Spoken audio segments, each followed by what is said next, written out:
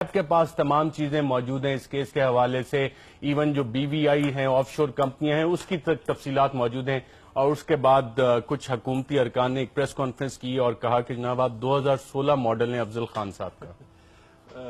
دیکھیے بات یہ ہے کہ یہ کچھ جو حکومتی وزیر ہیں نا، انہوں نے وزیر بننا ہے، اس کے لیے یہ ان کے کنڈکٹ پہلے سے عوام کے سامنے ہے، یہ مشرف صاحب کی گاڑی کے آگے بھی ناچتے تھے، آپ ادھر آ رہے ہیں، ان کو تو چھوڑ دیں پرسنالٹیز کو۔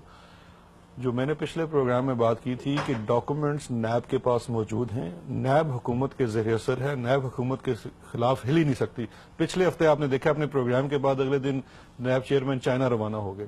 ان کو اتنا ڈر لگ گیا تھا۔ میں آج بھی یہ بات کہنے کو تیار ہوں، سپریم کورٹ کے سامنے کہنے کو تیار ہوں کہ نیب کے پاس یہ تمام ڈاکومنٹس ان کمپنیز کے موجود ہیں، وہ کہیں نہیں گئے تھے، وہیں تھے جب ہینڈنگ اوور ٹیکنگ اوور ہوئی تھی۔ وہ تو اور آپ نے خود ہینڈنگ ٹیکنگ اوور کی، آپ نے سائن کیے؟ جی میں نے سائن کیے، میں نے ہینڈنگ اوور کی تمام ڈاکومنٹس کی۔ اس میں صرف نواز شریف کی کمپنی نہیں تھی، اس میں 100 سے زائد ہائی پروفائل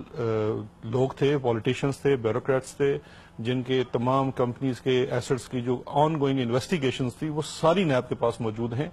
دوسری بات جو میں نے کی تھی، جن کا انہوں نے کہا یہ تضاد واضح نظر آتا ہے، وہ یہ ہے کہ بالفرض اگر نیب کوآپریٹو نہیں ہے، جو کہ بالکل نہیں ہے،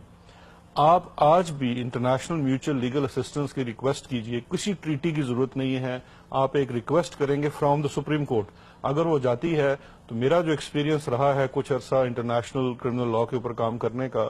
آپ کو اوبلائج کیا جائے گا دوسرے ملکوں کے سے، وہاں سے آپ کو ڈاکومنٹس ملیں گے، کیونکہ منی لانڈرنگ بڑا سیریس قسم کا ایلیگیشن ہے، اور صرف ایلیگیشن یا کسی جوڈیشل فورم کی طرف سے ریکویسٹ کے اوپر انٹرنیشنل میوچل لیگل آپ کو ڈاکومنٹس ملیں گے۔ فیصل صاحب آپ